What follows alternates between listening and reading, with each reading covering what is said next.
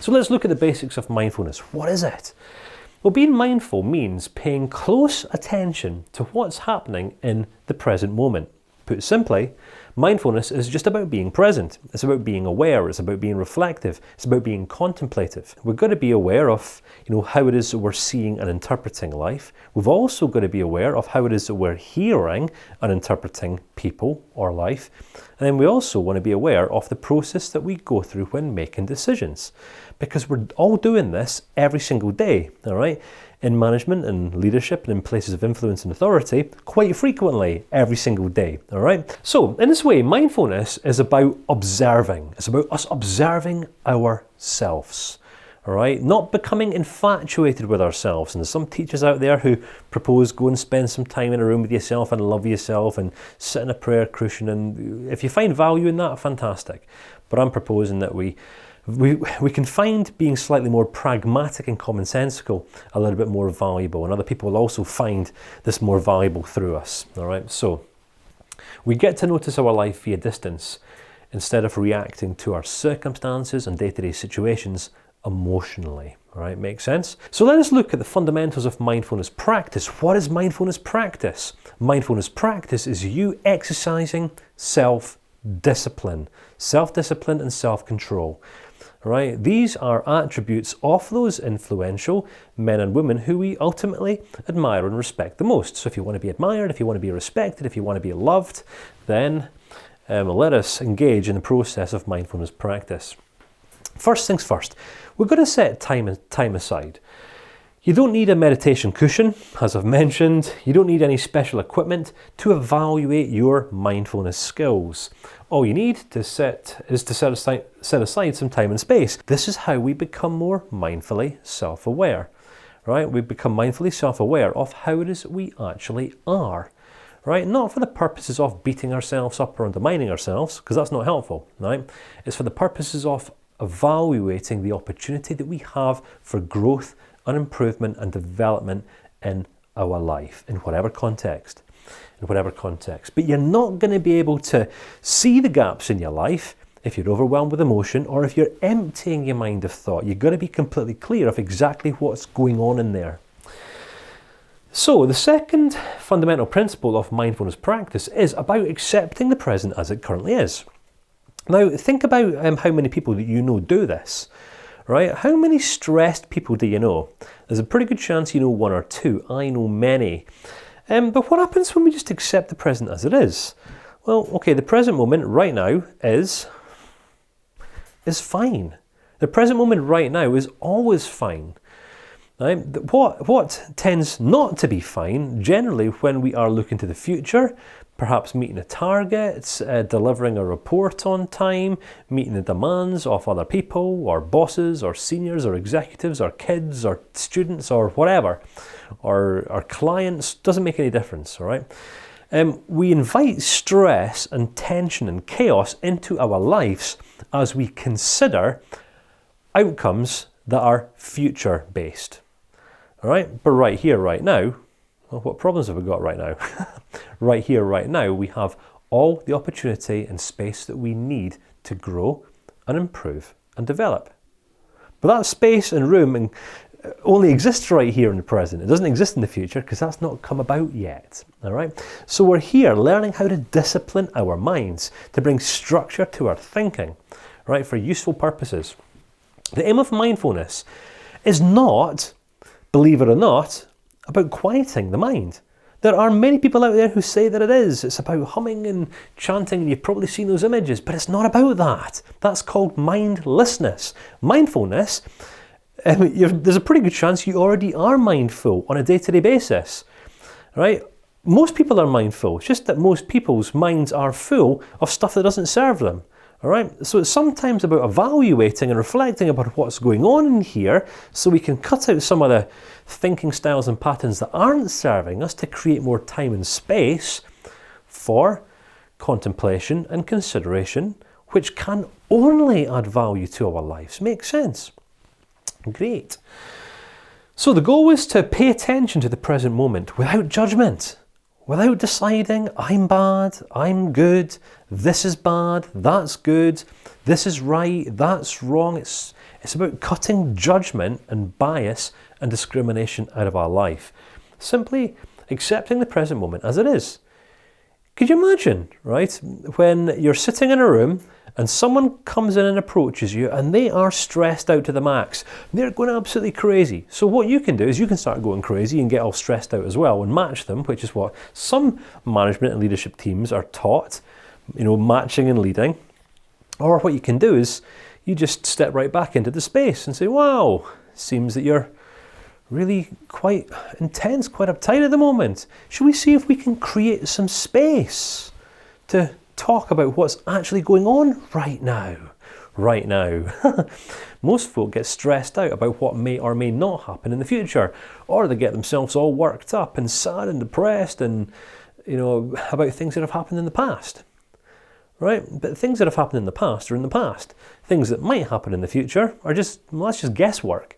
Right? But right here in the present, we have all the time and space that we need to reflect and contemplate and consider what our best next few steps might be.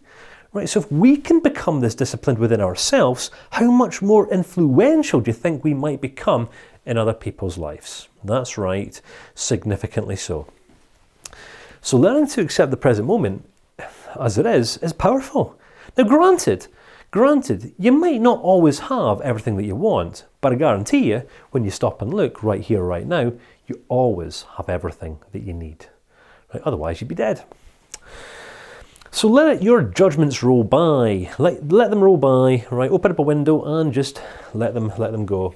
When we notice judgments arise during our practice of mindfulness, we can make a mental note of them and let them pass by.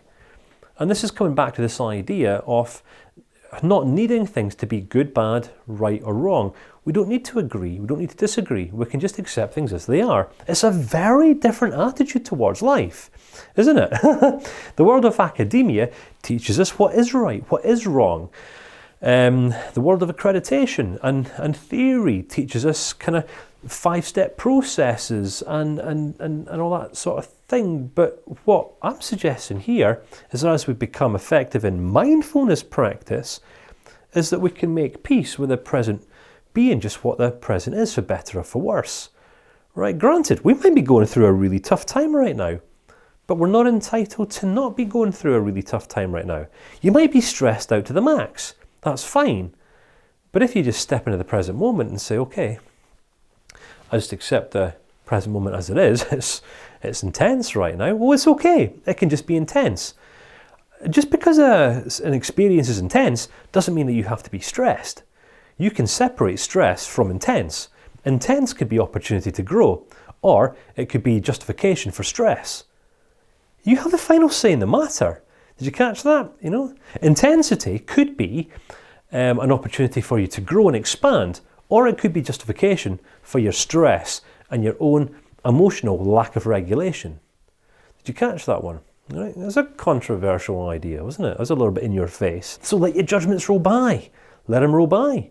You don't have to be right. You don't have to be wrong. You don't have to be better than others. What happens if people can just be people? What happens if experiences can just be experiences? What happens if increase can be increase and decrease can just be decrease without them necessarily being good, bad, right, wrong, stressy or whatever? Listen, you have the final say in the matter. So, return to observing the present as it is. Our mind often gets lost in thought. Can you relate to this? There's a pretty good chance that you can. Mindfulness is the discipline of returning over and over to the here and now. Now, listen, I still have to do this, right? I get caught up in what may or may not be happening in my various businesses at some point in 3 months, 6 months. And what I find, I've got quite a few people involved in my various network of business, my network of various businesses. Sometimes I'll be having a conversation with one person who'll be talking about something that might happen, potentially an opportunity or potentially a threat that might happen 6 months, 9 months from now. And it's easy. It's so easy to focus on, potential catastrophic events. It's easy, isn't it, to prepare and contemplate the worst case scenario, eventualizing. But again, what we're talking about here is how does it we relate to the future. And the idea is this, is that yesterday's history, yesterday's gone, tomorrow's a mystery. We don't even know if we're going to wake up tomorrow morning or not, which we're not guaranteed to wake up tomorrow morning, and we're certainly not entitled to wake up tomorrow morning as human beings. Even those who think that they might be, we're not entitled to anything. When we just begin to entertain these ideas and reflect, right, we're getting stressed out over something that might happen in 6 months from now. The economy might crash, we might lose a contract, but you might not be here. You might not wake up tomorrow morning. It's a little bit perspective giving, isn't it? All right, and it's about us learning to discipline our minds and remind ourselves of these truths that allows us to return to observing the present as it is. Okay, right now, I may not have everything that I want, but I do have everything that I need and have all the time and space required to work through any opportunity or any crisis that comes my way. All right. So what I'm saying here is you could find yourself in the midst of absolute chaos, but within yourself be in this place of complete inner peace. All right, this is the opportunity that we have through really starting to entertain some of these ideas. So be kind to your own mind. Be kind to your own mind. Don't judge yourself for whatever thoughts crop up. Just recognize when your mind has wandered off, and then gently bring it back. Right, wandered off. What do you mean by wandered off, Kane? Well, think about it, right? Some of these ideas that I've shared, what you think that just because you've taken a lecture or a video course that you're going to become automatically disciplined in the art of mindfulness? Of course you're not. All right. As with all things, you didn't become an effective manager or a leader through reading a textbook. You don't become, a phenomenal parent just because you've read a handbook or because you had a conversation with someone else, right? Competency comes through experience and practice. And in exactly the same way, we become disciplined in our minds through allowing ourselves to, practice these disciplines. And they are disciplines. Letting your judgments roll by, that requires effort. It requires conscious self-awareness, right? It requires self-reflection. Right? Because, if we are going to judge circumstances or people, then there's going to be a knock-on effect, right? So we now know how to go through those 5 degrees of self-reflection, right? It all ties in. It all ties into one. So these are just the fundamental ideas, all right? What I've really found over the years, I've been teaching this for probably 6 years now, is that many people are so unkind to their mind. They beat themselves up and they put themselves under so much pressure. I've not got it right. I've not delivered enough yet. I've not delivered enough. I've not quite done it yet. Not quite there. Not quite sufficient. Haven't quite delivered. Not quite there yet. It's kind of like life is always going to be better when we get there. When we get there, when we meet this milestone, it's kind of like this milestone, wherever that is going to be the place where we're able to rest and find inner peace. All right, it's never going to happen. It's kind of like some people go through life climbing a mountain. I'm climbing a mountain. I want to get to the pinnacle of success, whatever that means, only to someday get there and realize there was nothing to be found. Right, thinking that when we reach the top of our mountains, whatever these mountains are, we're going to find this profound inner peace. Peace isn't found in the mountains. All right, peace isn't found in the results. Peace isn't found in the crowds, peace isn't found in the masses, right? Peace is found in the present moment when we stop and just appreciate and focus more upon what we have than upon what we don't have, all right? So be kind to your mind, all right? This discipline starts and ends in you.